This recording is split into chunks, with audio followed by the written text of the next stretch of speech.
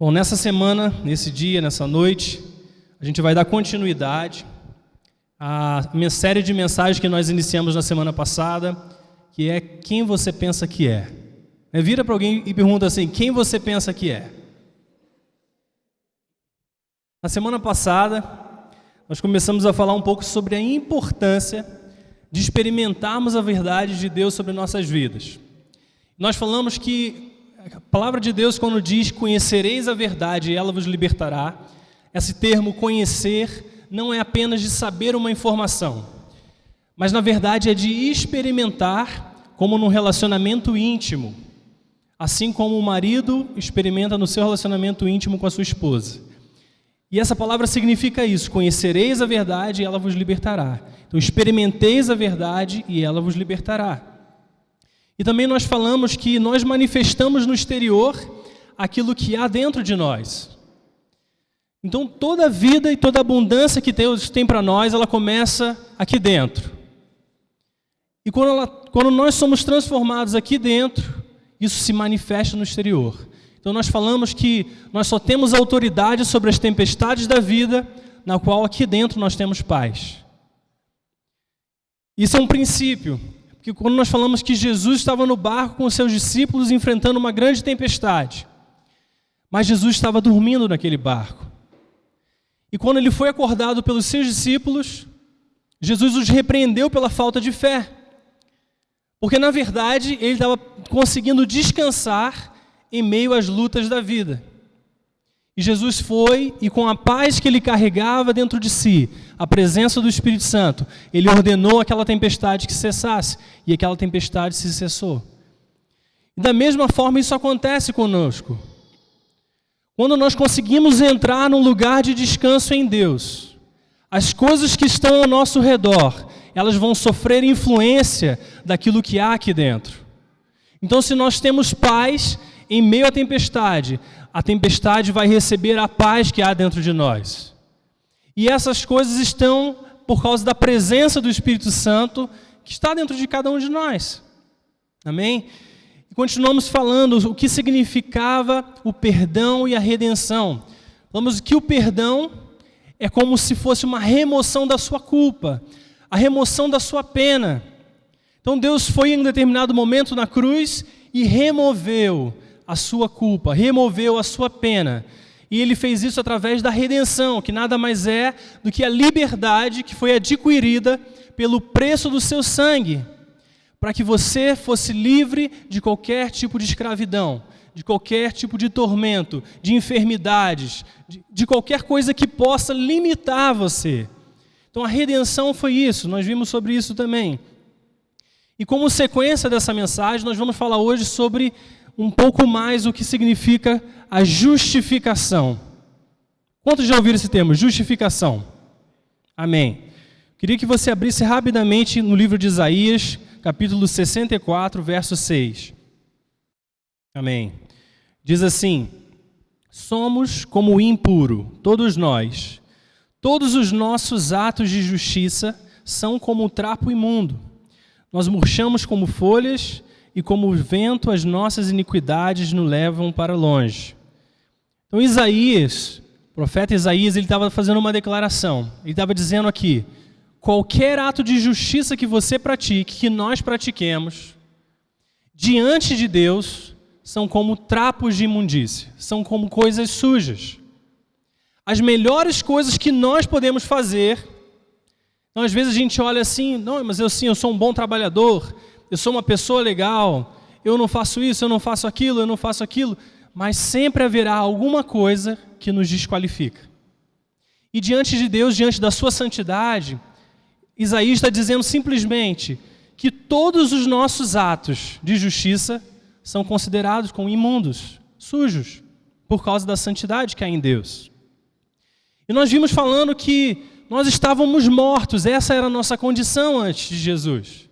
Mortos nas nossas transgressões, mortos nos nossos pecados. E por causa de estarmos mortos, porque pecamos um dia, nós morremos espiritualmente. E nós não podíamos sair desse ciclo sem Jesus, sem Deus. E a palavra de Deus diz que então Cristo vem e nos dá vida junto com Ele, e Ele nos ressuscita dos mortos. Ou seja, o ciclo de escravidão que havia sido criado, ele foi destruído naquele momento. E 1 Coríntios 6, do verso 9 ao 11, diz assim: não sabeis que os injustos não herdarão o reino de Deus? E Paulo começa a descrever todas as atitudes e comportamentos que nos fazem ser injustos diante de Deus. E ele diz que todas essas pessoas que praticam essas coisas, elas não herdarão o reino de Deus. Mas Paulo, então, ele vem e fala assim: porém, esse é o seu passado. Esse não é mais quem você é. Antes você fazia essas coisas, antes você praticava essas coisas. Mas agora vocês foram lavados, foram santificados e foram justificados no nome do Senhor Jesus Cristo e no Espírito do nosso Deus. Lavados, santificados e justificados. Então, aquilo que você era, você não é mais. Amém? Aquilo que você era, você não é mais, por causa da obra do Senhor Jesus. Mas o que é a justificação, que é o nosso tema da noite? Queria que você abrisse em Romanos, capítulo 3, a partir do verso 20. Romanos, capítulo 3, verso 20. Diz assim: portanto, ninguém será declarado justo diante dele, baseando-se na obediência à lei.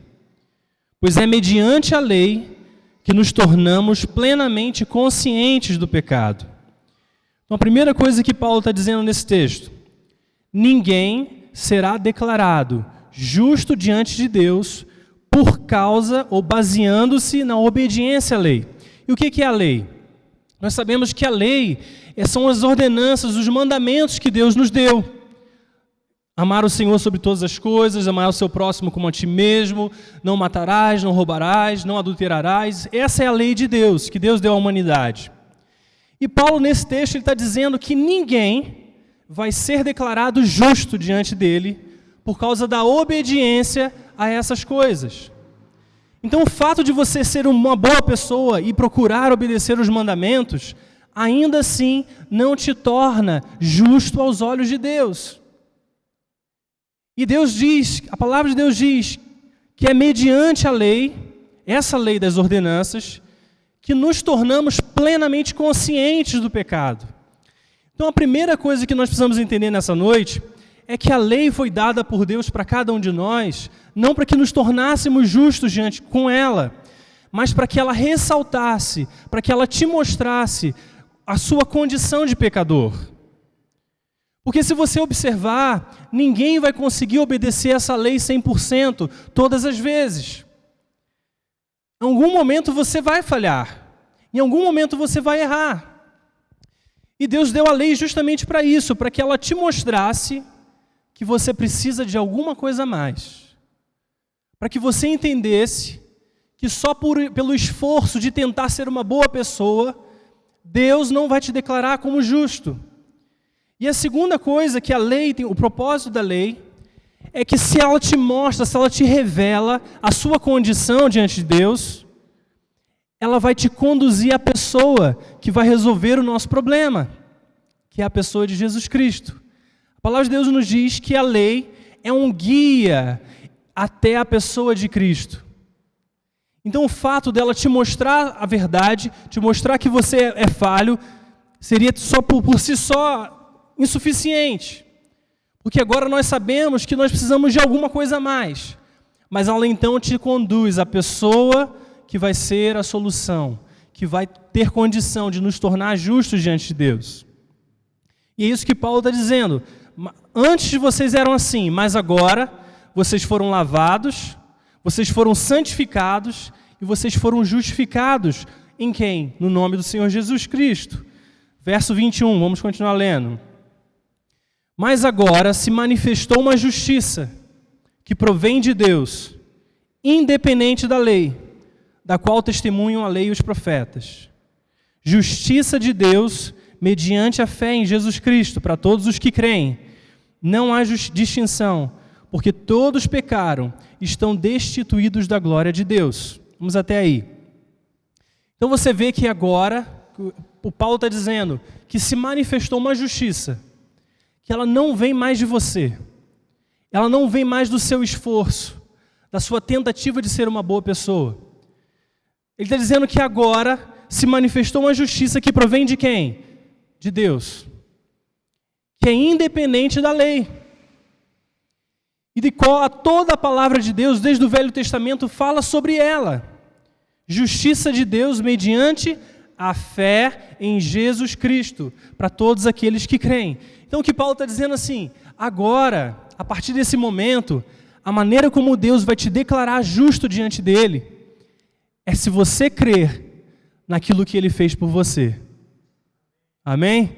É simplesmente isso. Se você crer naquilo que Deus fez por você através de Jesus Cristo, então essa justiça, ela será dada a você gratuitamente. Não mais pelo seu esforço, mas pela sua fé. Amém? Olha que maravilhoso. Porque todos os pecados estão destruídos da glória de Deus. Verso 24. Sendo justificados gratuitamente por sua graça, por meio da redenção que há em Cristo Jesus. Então veja, justificados gratuitamente por meio do pagamento de resgate. Por causa de Jesus que deu a sua vida para te resgatar. Então você crer nisso e você é justificado gratuitamente. 25. Deus o ofereceu como sacrifício para propiciação mediante a fé, pelo seu sangue, demonstrando a sua justiça, porque em sua tolerância havia deixado impunes os pecados anteriormente cometidos, mas no presente demonstrou a sua justiça, a fim de ser justo e justificador daquele que tem fé em Jesus. Porque embora nós tenhamos sido os responsáveis pelos nossos pecados, quem pagou o preço não fomos nós. A palavra de Deus diz que o salário do pecado é o quê? A morte. Então, por causa dos nossos pecados, nós deveríamos morrer espiritualmente. E é o que acontece. Mas, na verdade, agora, para a gente sair dessa situação, quem está pagando o preço não somos nós. Foi Jesus Cristo, no seu sangue. Então, nós fomos os responsáveis pelo pecado, mas Jesus se responsabilizou pela nossa reconciliação. E aí o verso 27 diz, então onde está o motivo de vanglória? É excluído. Baseado em que princípio? Na obediência à lei? Não. Mas no princípio da fé. Pois sustentamos que o homem é justificado pela fé, independente da obediência à lei. Então o que nos justifica é o fato de crermos na obra de Cristo por nós. Simplesmente assim. Você pode agradecer a Deus? Levante suas mãos. Senhor, muito obrigado, porque pela fé nós fomos justificados diante do Senhor. Nós recebemos o que nós não poderíamos ter por nós mesmos. E nós agora temos acesso, simplesmente por crer na obra do Teu Filho amado. Amém.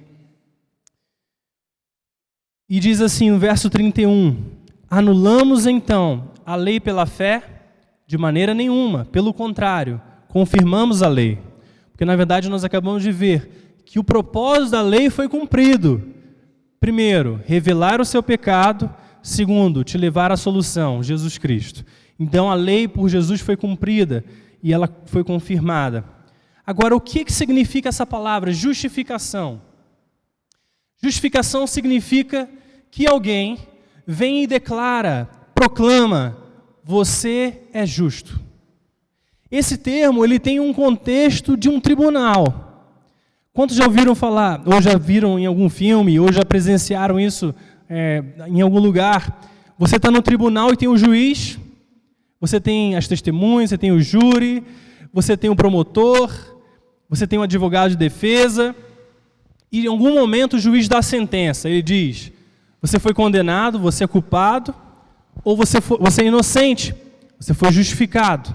Então a justificação é essa declaração que você é inocente no tribunal. E o que Deus fez por nós? Nós éramos culpados, nós merecíamos a sentença de culpa, nós merecíamos ser condenados. Em algum momento, Jesus entra nesse tribunal e ele diz para nós, diz para o Pai, olha, eles são culpados desses pecados, culpados desses crimes, mas eu quero entrar no lugar deles. Eu quero que eu, sendo inocente, puro, perfeito, assumir o lugar que era deles. Então a justiça que era de Deus, por causa da sua inocência, Ele deu para você. E a culpa que era nossa, nós colocamos sobre Ele. E Ele levou essa culpa na cruz e foi crucificado por causa dela. Deus trocou de lugar conosco na cruz. Aquilo que era reservado a nós, foi dado a Ele. E aquilo que era reservado a Ele, foi dado a você. Foi dado a nós. Aleluia por isso. E a justificação, ela não é um processo. Você não acorda amanhã e vai ser justificado de novo. Você foi justificado uma vez só. Quando você creu em Jesus e Ele te declarou inocente. Inocente dos seus pecados, inocente do seu passado, inocente das suas situações. E agora, qual é o resultado disso? Você pode ter um relacionamento com Deus sem o peso do pecado, sem o peso das mentiras, vivendo na liberdade que Deus conquistou para você. E Romanos diz assim, Romanos 8:1, agora já não há mais condenação para aqueles que estão em Cristo Jesus. Amém, por isso. Quero que você abra 2 capítulos na frente, em Romanos capítulo 5, a partir do verso 1.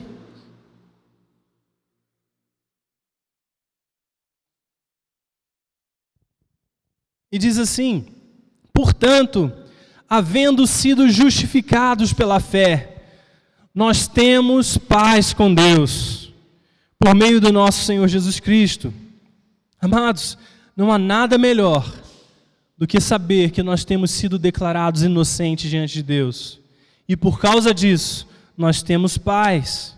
E no verso 9 diz assim, como agora fomos justificados por seu sangue, muito mais ainda seremos salvos da ira de Deus por meio dele. Glória a Deus por isso. Quero que você abra também no livro de Tito, capítulo 3.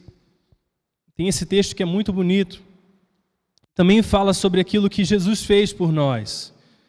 Tito, capítulo 3, a partir do verso 1.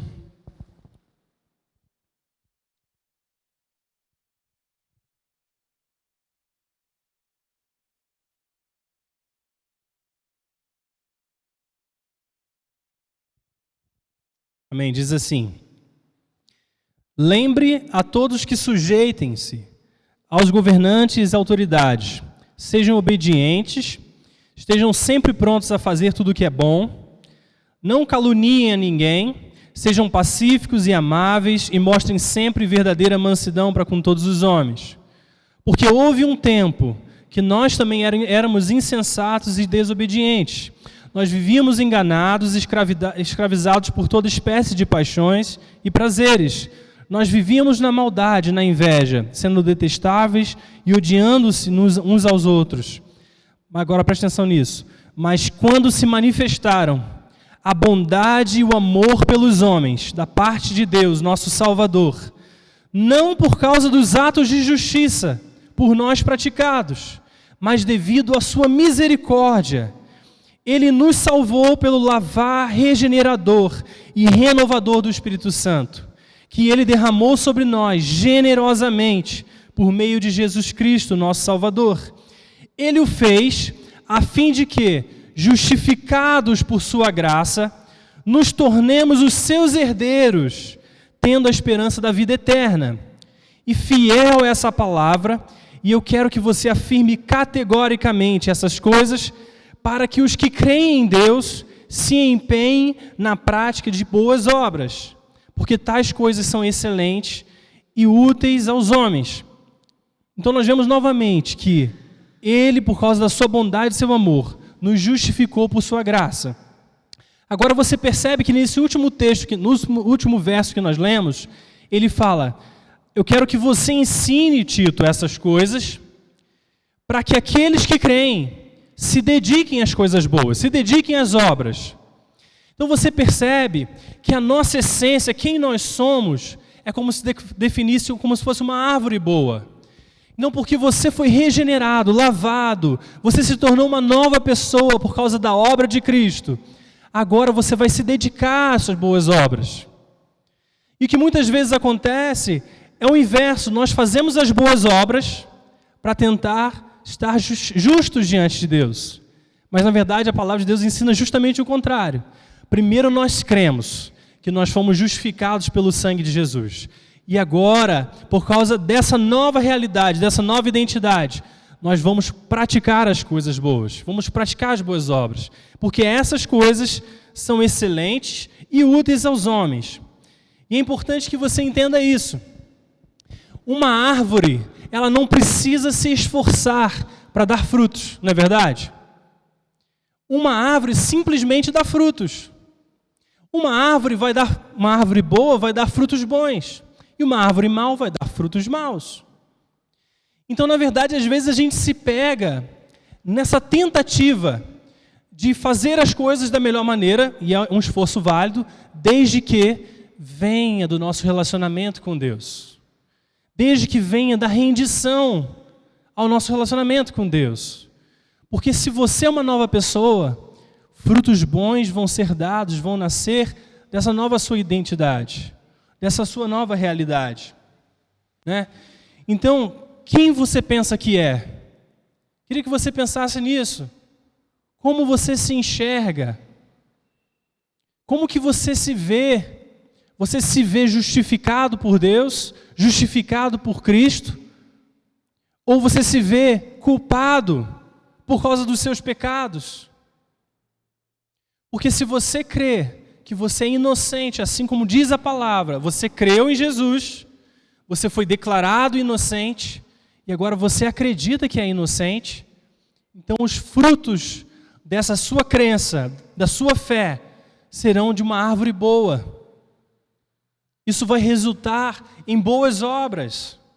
Agora, se você crê que você é culpado, como que você vai se relacionar diante de Deus e com Deus?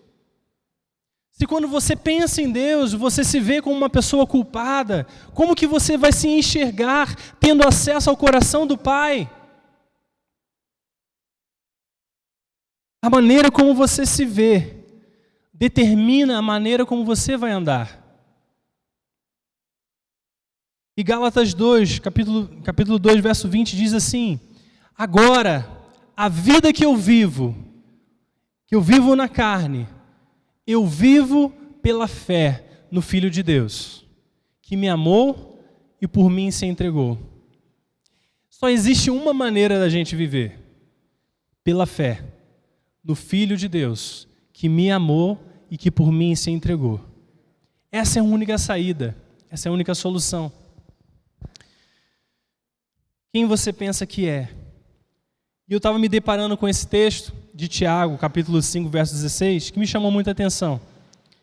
Ele dizia assim: a oração de um justo, ela é poderosa e eficaz. A oração de um justo é poderosa e eficaz. Me chamou a atenção porque, quando eu vinha preparando esse texto, essa palavra sobre justificação, eu sei que quando você crê da maneira certa, você vai andar da maneira certa. Mas aqui ele está associando o fato de uma oração poderosa e eficaz ao fato de você ser justo. E Deus estava me chamando a atenção a esse fato, de que muitas vezes nós não obtemos o que pedimos. Não é somente porque nós pedimos mal, como diz a palavra, mas é porque nós nos vemos mal. Nós nos enxergamos da maneira errada. Como que você vai entrar, como diz a palavra, com confiança no trono da graça, se você se enxerga como uma pessoa culpada? Como que você vai se achegar a Deus com confiança, se você ainda se vê como culpado? Mas o que diz a palavra é que você deve entrar no trono da graça com confiança, para ali obter misericórdia, para ali obter ajuda. Porque você sabe que você vai ser recebido, não por causa dos seus esforços, não por causa dos seus méritos, mas por causa dos méritos de Cristo. E aqui ele está dizendo, a oração de um justo. Quantos são justos diante de Deus? Essa oração, ela é poderosa e ela é eficaz. Porque você sabe e entende que você vai ser ouvido. Você sabe que quando você falar, porque você está correto diante de Deus, Ele vai te ouvir. E a sua oração será poderosa e eficaz. Qual é a diferença das orações de um inocente e as orações de um culpado?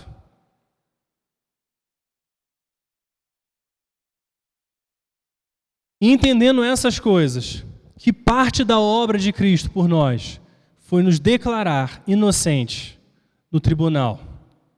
Como que nós nos apropriamos dessa realidade? A primeira coisa que nós precisamos fazer é deixar a dúvida, é abandonar as dúvidas. Porque quando você chega no seu quarto, no seu relacionamento com Deus, e você se coloca diante dele, você precisa crer naquilo que Ele diz a seu respeito. Você precisa crer, o Senhor me recebeu e me declarou inocente. Pai, obrigado porque eu posso entrar com confiança na sua presença. Não por causa de mim, porque eu sou falho, porque eu vou pecar ainda, porque existem coisas que eu não vou conseguir melhorar de uma hora para outra, mas ainda assim eu creio que o Senhor abriu o caminho para mim. O Senhor simplesmente abriu o caminho para mim. Então eu posso me relacionar com confiança. E a outra coisa importante é que a justificação, ela te posiciona diante de Deus. Muitas vezes nós falamos na semana passada que a redenção, ela te quebrou o ciclo, o poder do pecado sobre nós. E a redenção também fala de uma realidade presente. Ou seja, nós precisamos do poder de Deus para que estejamos livres do poder do pecado. Então isso fala do presente. Mas a justificação declara a sua posição diante de Deus, como que você está independente das suas atitudes. Então Deus te declarou inocente, então você foi inocentado. Agora, o que acontece quando eu falho? Eu preciso me voltar a Cristo, porque embora diante dele, posicionalmente, eu sou inocente, o meu relacionamento com ele foi quebrado. Então eu preciso me reajustar com ele. Eu preciso vir à sua presença e falar assim, Pai, eu te entristeci. Senhor, eu fiz isso e não era isso, isso não faz mais parte da minha identidade. Isso não faz mais parte de quem eu sou.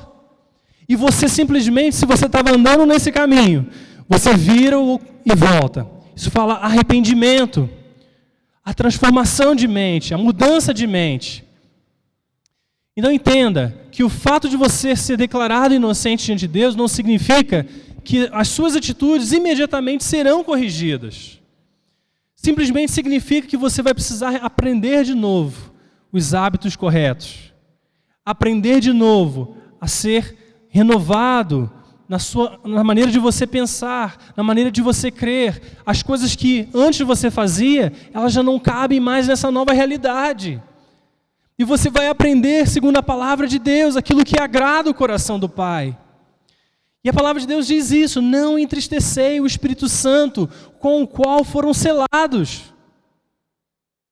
Então você creu, você foi reselado com a presença do Espírito Santo. Você foi adotado na família de Deus. E agora a palavra de Deus está falando, olha, não entristeça o Espírito Santo. Não age de uma maneira que o entristeça. Mas ao mesmo tempo, creia na obra de Cristo sobre a sua vida, para que você não fique olhando para trás, para que você não olhe os seus pecados que um dia aconteceram, mas para que você olhe para frente. E quando você falhar, você simplesmente muda o seu caminho. Se você está indo para uma direção e você pecou, você simplesmente volta e faz o caminho de um conserto. Porque é o propósito de Deus para nós. É o propósito de um bom pai. Amém, queridos? Então esse é o propósito de Deus para nós. Queria que você se levantasse, já encerramos.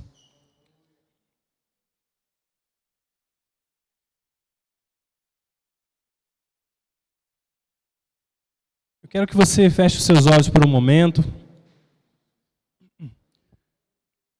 Diz a palavra que uma das coisas que foram renovadas, reconstruídas em nós, foi a nossa imaginação. Então, quando nós cremos em Jesus, a nossa imaginação, ela também foi redimida. A sua imaginação serve para a glória de Deus. Eu queria simplesmente que você, nesse momento, com seus olhos fechados, você pudesse se imaginar nesse tribunal, entrando como réu, como uma pessoa que era culpada. E, de repente, todos os seus pecados começam a ser declarados, listados diante do juiz, diante de Deus. E começa a falar, olha, você fez isso, você fez aquilo, você fez aquilo outro, você cometeu isso. E, de repente, entra o Senhor Jesus nessa sala. E Ele se oferece para ficar no seu lugar.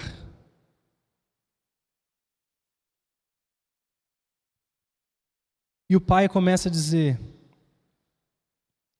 então, aquilo que foi sentenciado a seu respeito, o meu filho está carregando a partir desse momento.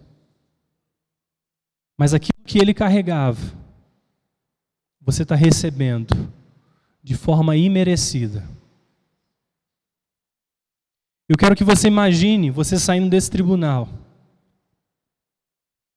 E você imagine como que você quer viver a partir desse instante. Sabendo que tudo que era contra você foi removido. E que tudo que era a favor do Filho de Deus foi te dado como um presente. E agora você tem o acesso. Agora você tem a autoridade que foi dada a Cristo. Agora você tem o poder que veio por causa do Espírito Santo. Tudo que foi dado ao Filho, agora foi dado a você, porque você se tornou herdeiro com Cristo. Toda a herança do Pai agora é sua. Eu quero que você pense como que eu quero viver. Como que eu quero viver a partir desse dia? Como que eu quero me enxergar? Quem você pensa que é? Quem você pensa que é? Agora eu quero que você imagine você entrando talvez num grande jardim, num lugar mais lindo que você consiga imaginar, sem nenhum fardo sobre as suas costas, sem nenhum peso sobre as suas costas. Como que você quer viver a partir desse instante? Qual vai ser a sua atitude de gratidão? Como que você quer agradar o coração do Pai por causa do que Ele fez? O que uma vida de pecado é comparada à obra do amor, da graça, do perdão, da redenção, da justificação do Senhor sobre nós? O que são as coisas naturais comparadas à obra de Cristo em nosso favor? Como que você quer viver a partir desse instante? Abra suas mãos se você puder. Pai, em nome de Jesus, quero nessa noite declarar, Senhor, a verdade da sua palavra sobre o coração dos seus filhos. Eu quero declarar, Pai, que esse entendimento de que eles foram declarados, proclamados, inocentes diante de Ti, venha tomar o coração, a mente, o ser, todo o pensamento, toda a imaginação, para que eles entendam a posição que eles estão diante do Senhor. Diz a palavra que Deus nos ressuscitou com Cristo e nos fez assentar com Ele nas regiões celestiais. E agora a nossa vida está escondida em Cristo. Você está escondido em Jesus Cristo a partir desse instante, porque você creu na sua obra, Porque você disse: sim, Senhor, eu preciso disso. Eu preciso do conserto, eu preciso estar correto diante de Ti. E eu não podia, mas o Senhor me colocou lá. Pai, em nome de Jesus, venha clareza o entendimento nessa noite e que seja escrito no coração dos Seus filhos a nova posição deles no Senhor. Pai, que eles nunca mais fiquem se culpando, que eles nunca mais fiquem mudando o seu entendimento da sua própria identidade por causa de atos pecaminosos, Senhor. Mas que quando houver o erro, que eles simplesmente refaçam o caminho, eles se voltem para Ti, eles corram para Ti, para que possam encontrar no Senhor o socorro que é necessário. Senhor, em nome de Jesus, apaga, Senhor, toda ferida, toda marca do pecado na mente e no coração de cada um aqui nessa noite. E que haja um lugar de conserto, haja uma experiência de relacionamento que é de uma pessoa que é inocente para um Deus misericordioso e ajudador.